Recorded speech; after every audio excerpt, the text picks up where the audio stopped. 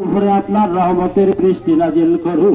সম্প্রতি তীব্র দাবদাহে দেশের বিভিন্ন স্থানে বৃষ্টির জন্য প্রার্থনা করছেন মুসল্লিরা। কিন্তু জানেন কি বৃষ্টির জন্য প্রার্থনা বা ইস্তিসকা কিভাবে এলো আর কিভাবে এটি আদায় করতে হয়? প্রাকৃতিক ভারসাম্য রক্ষার জন্য রোদ বৃষ্টির প্রয়োজন অনস্বীকার্য।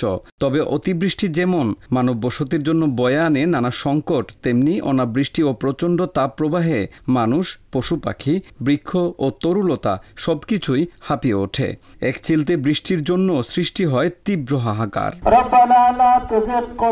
এমন সংকটময় মুহূর্তে আল্লাহর কাছে বৃষ্টির জন্য প্রার্থনা করার নির্দেশনা দেয় ইসলাম। রোদ বৃষ্টির মালিক যিনি, তার কাছেই সমাধান চাইতে বলে। অনাবৃষ্টি ও তীব্র তাপপ্রবাহের সময় বেশি বেশি ইস্তিগফার করা আমাদের কর্তব্য। আল্লাহ তাআলা বলেন, তোমরা তোমাদের রবের কাছে ক্ষমা প্রার্থনা করো, নিশ্চয়ই তিনি ক্ষমা করবেন, তোমাদের জন্য মুষলধারে বৃষ্টি বর্ষণ করবেন।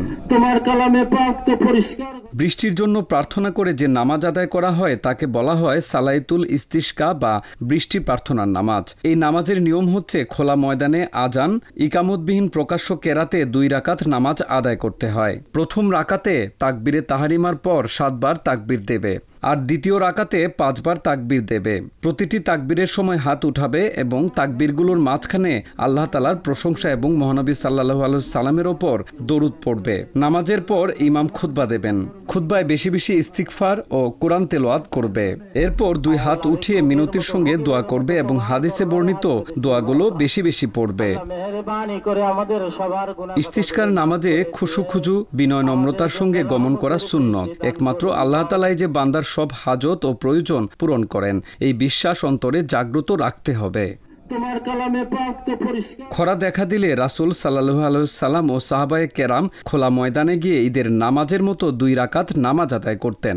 এরপর কিবলামুখী হয়ে আকাশের দিকে হাত তুলে কান্নাকাটি করে দোয়া করতেন। একেই সালাতুল ইস্তিসকা বলা হয়। এর আগে বহু নবী, রাসূল ও মুমিনগণ আল্লাহর কাছে পানির জন্য প্রার্থনা করেছিলেন, যার বিবরণ কোরআন ও হাদিসে এসেছে।